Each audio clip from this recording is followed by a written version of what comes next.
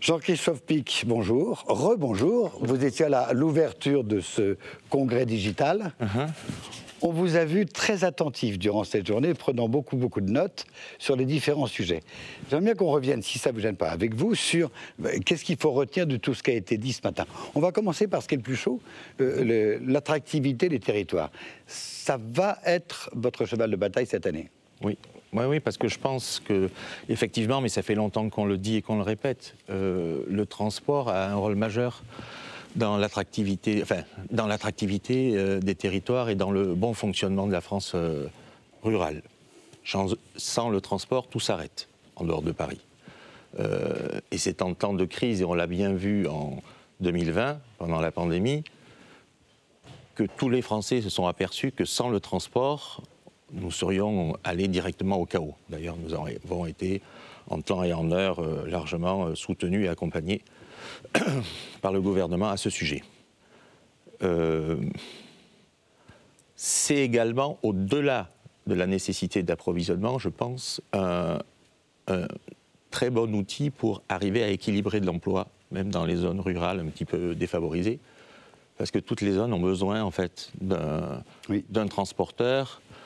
L'accès au métier de chauffeur routier, même s'il n'y a pas énormément de formation, c'est quand même un permis, puis après l'entreprise fait son affaire des formations particulières dont le chauffeur a besoin. Et c'est quand même, je pense, pour énormément de Français, une possibilité de trouver un emploi qui est bien rémunéré, avec de l'autonomie, avec des initiatives personnelles que les conducteurs doivent prendre, avec un capital qu'ils gèrent, qui est le tracteur et la semi-remorque, qui est très important. Et je pense que c'est quand même, pour moi, une des solutions pour que la France puisse se remettre au travail et arriver à plus d'emplois et moins de chômage. Alors, il y a eu beaucoup de thèmes abordés durant ce congrès, transition énergétique, dialogue social, formation, recrutement, l'Europe. Alors l'Europe, c'est un vaste débat. Le ministre en a dit 2 mots ce matin. Bon, je pense qu'on s'est longtemps battu. On a d'abord été la première fédération depuis maintenant plus de 20 ans à avoir un bureau permanent à Bruxelles. Nous réfléchissons justement à augmenter également notre présence sur Bruxelles. Les combats qui ont été menés, un des plus récents et des plus importants, c'est le paquet mobilité, qui a mis quand même un certain temps à accoucher, on va dire. Maintenant, le texte est fait, on en a beaucoup débattu. Il s'agit que la France soit aujourd'hui décidée à le faire appliquer, de façon à pouvoir défendre le transport français. Il faut savoir que quand même, dans la déréglementation européenne, la France a perdu 80% de son travail, on va dire, international. On est, je pense, un des pays qui avons le plus souffert de ça. Et on attend quand même de ce paquet mobilité, justement, un petit retour aux sources et plus d'égalité dans le traitement. Mais vous regardez, vous, à la FNTR, Bruxelles, avec crainte? Vous avez peur que le pire vous tombe sur la tête? Ou au contraire, vous êtes confiant parce que vous savez que le dialogue finira par l'emporter? Je pense que Bruxelles est un allié, mais dangereux. Donc il faut le monter serré, vous voyez, être très présent, arriver à convaincre. Et vous savez, la France, elle est un pays de transit. C'est pour ça que, bon, avant l'Europe, on était quand même un des pays qui était le plus transité. Et on avait, avec, je pense, la Hollande, on était les 2 pays européens qui avaient le plus de camions sur la route, de passage, etc. Donc c'est sûr que ça a été le pays également qui a le plus souffert. En plus, je pense que d'un point de vue, on va dire, social, on avait une réglementation très très favorable par rapport à certains voisins européens. Donc tout ça s'est remis un petit peu à niveau, mais là, je pense qu'il faut continuer à être très très attentif, parce qu'en plus, avec les présidences tournantes, c'est sûr qu'on n'a pas forcément les mêmes intérêts.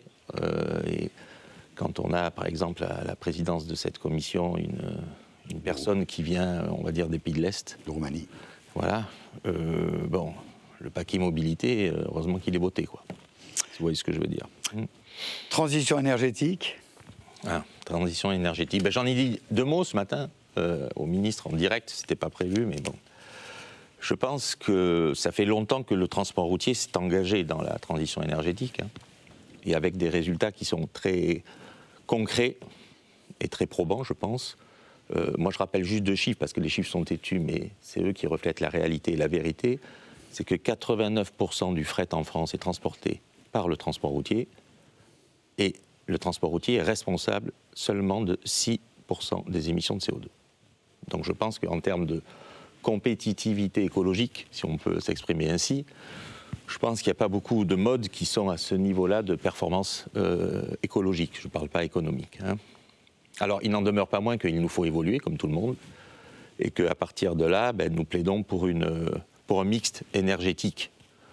Il est clair que, on va dire, les besoins de protection dans la distribution routière des grandes agglomérations comme Paris ne sont pas forcément les mêmes qu'en province. Au niveau du CO2, c'est pareil. Au niveau des NOx, je pense qu'on peut avoir des traitements un petit peu différents de façon à ce que chacun puisse évoluer tranquillement.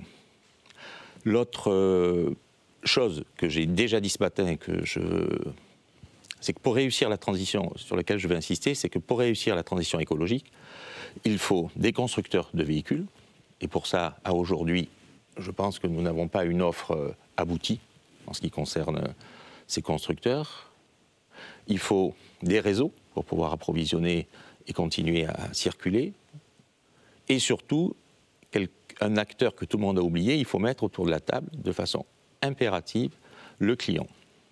Parce que sans le client, qui aura compris qu'il faut lui aussi qu'il contribue à cette transition écologique, demain nous aurons des véhicules, on va nous mettre des contraintes en disant que X% de nos investissements devront être faits dans des énergies alternatives, mais après il nous faut pouvoir nous vendre à nos clients ces véhicules. Oui. Parce que c'est bien beau, sinon demain, je vous fais le schéma d'un parc de transporteurs, il aura ces véhicules à énergie alternative qu'il pourra regarder tous les matins. Tout beau, tout neuf. Tout neuf, mais ils ne s'useront pas, et puis c'est les autres qui rouleront. Donc il faut que chacun prenne ses responsabilités. Alors charge après au client, selon sa politique commerciale, de répercuter ou pas tout ou partie.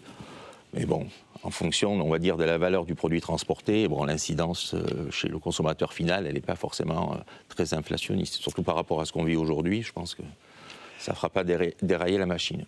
Enfin, dialogue social, formation, recrutement, tout le volet social, qui nous a pris beaucoup de temps, dont on a sérieusement parlé. Vous êtes optimiste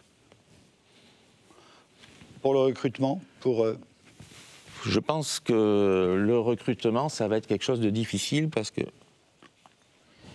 avant la crise et la pandémie, déjà, on avait, on va dire, en 2019, une économie qui fonctionnait bien et on avait un petit peu de tiraillement. Il n'y a pas, pour moi, un remède magique. J'ai écouté avec beaucoup d'attention tout ce qui s'est dit. Il ne faut pas ignorer que la crise sanitaire a changé quand même beaucoup d'habitudes de vie et de travail. Donc il est clair que nos conducteurs, ils n'ont pas pris l'habitude de faire du télétravail. Mais de façon générale, dans la mentalité en France, comme peut-être dans d'autres pays européens, que je connais moins, il faut que les Français retrouvent le chemin du travail et retrouvent on va dire, la joie d'aller au travail, quelque part, parce que c'est quand même, ça a quand même une incidence sociétale, de contact, etc. Et on ne peut pas s'enfermer éternellement dans une économie assistée comme on a pu malheureusement vivre pendant cette pandémie. Alors, il n'en demeure pas moins qu'à aujourd'hui, compte tenu de la reprise qui a lieu en ce moment, ou du moins qui avait lieu en ce moment, parce que je pense qu'en ce moment, à l'heure où je vous parle, les choses se sont un petit peu calmées, il manquait 30 ou 40 000 conducteurs. J'espère que ça va continuer, qu'on a juste à l'heure actuelle un petit trou d'air lié, on va dire, au manque de matières premières ou au renchérissement du gasoil. Mais je pense que 80% des solutions pour le recrutement, il n'y a pas de solution magique. Elles se font et elles se trouvent sur le terrain. C'est-à-dire que quand vous avez une société, et je le vis et je le fais quotidiennement, hein, donc je parle de quelque chose que je pratique, je pense qu'il faut que l'environnement de la société ait des contacts avec les écoles de formation, ait des contacts avec l'éducation nationale. Voilà, exactement. Et qu'on prépare l'accueil du nouveau conducteur, qu'on lui donne des véhicules corrects, qu'on soigne l'image de marque, qu'on soigne le suivi de ce conducteur-là, etc., etc. Et c'est à partir de ce moment-là que on donnera envie et que le bouche à oreille, parce que je pense que c'est la meilleure des promotions, fonctionnera dans le transport. Je pense que le transport, ça reste pour des personnes peu qualifiées un des seuls secteurs qui peut permettre de faire un certain nombre d'heures et donc d'avoir quand même un revenu tout à fait acceptable. Et bien au-delà, on va dire, des SMIC ou des revenus minimaux dont on parle. Président, il est 16h45, très oui. précisément, on est en direct, c'est bientôt la fin de ce 75e congrès. Avant de vous laisser le mot de la fin, je voudrais quand même insister sur les remerciements. On a décidé de ne pas mettre de générique, mais si quand même, c'était important de dire merci. Merci d'abord aux intervenants qui ont bien voulu venir jusque sur ce plateau, on est en plein Paris. Merci aux partenaires, sans qui rien, encore une fois, ne pourrait être fait. Merci d'ailleurs à ceux qui ont pris contact avec ces partenaires, par Internet, puisque certains pourront même avoir un Teams ou des Zooms, enfin avoir une visio avec eux, poser directement. Je vous signale que le stand, entre guillemets, le salon partenaire, virtuel, enfin digital, est encore vu jusqu'à 18h. Merci donc à nos partenaires. Merci aux équipes de la FNTR.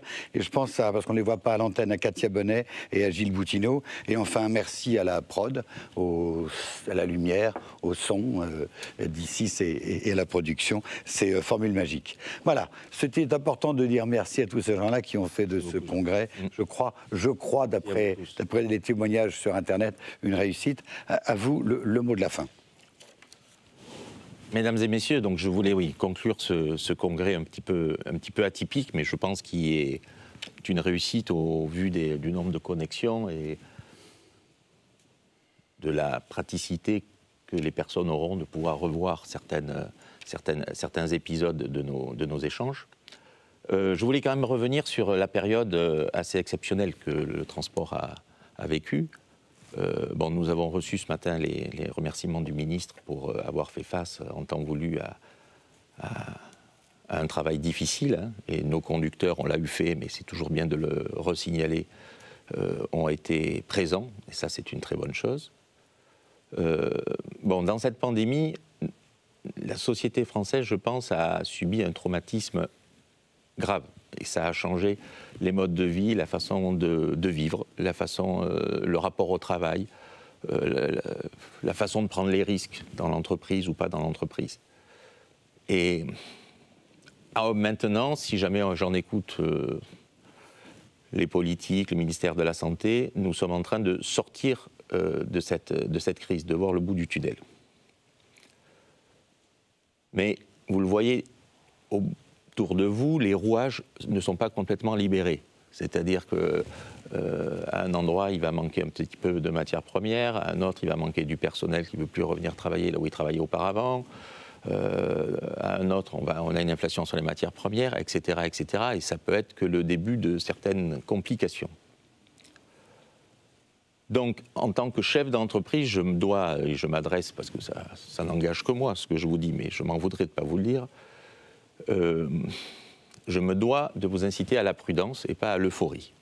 Parce que nous sommes au bout du tunnel, nous sommes dans la bonne direction, mais je pense que tout n'est pas résolu et que les changements profonds que la société a vécu mettront un petit bout de temps avant que tout rentre dans l'ordre. C'est une période, en résumé, un petit peu incertaine, hein, qu'on va, à mon avis, affronter. Et justement, dans cette période incertaine, chacun, personnellement, avec son entreprise, ses risques, ses salariés, devra prendre ses responsabilités. Mais ce que je veux que vous sachiez aujourd'hui, c'est que, justement, dans cette période un petit peu acrobatique, comme on dit, vous pouvez absolument compter sur la FNTR à 100%, pour être la gardienne de vos intérêts au niveau économique, au niveau parlementaire, au niveau européen, au niveau gouvernemental. Et je pense qu'on aura beaucoup de défis à relever à ce niveau-là. Je suis également persuadé, c'est une conviction, que c'est collectivement, tous unis, que nous serons les plus forts et que nous arriverons à, pas survivre, mais vivre mieux dans ce monde qui bouge maintenant à une vitesse très très importante.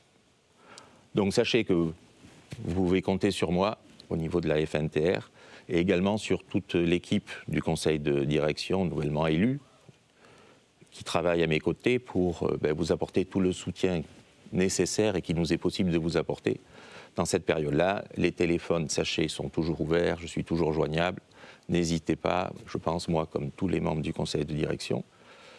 Et puis, voilà, je vous souhaite bonne chance, bon courage et une excellente fin d'après-midi. Et merci de votre attention et de nous avoir suivis pendant cette journée qui, je pense, a été une bonne journée de réflexion et qui nous a permis de sortir un petit peu la tête du guidon et de voir un peu plus loin ce qui nous attend. Et merci. Jérôme. Merci, Président. Fin de ce 75e congrès de la FNTR. Vivement le 76e. Vivement. À bientôt à tous.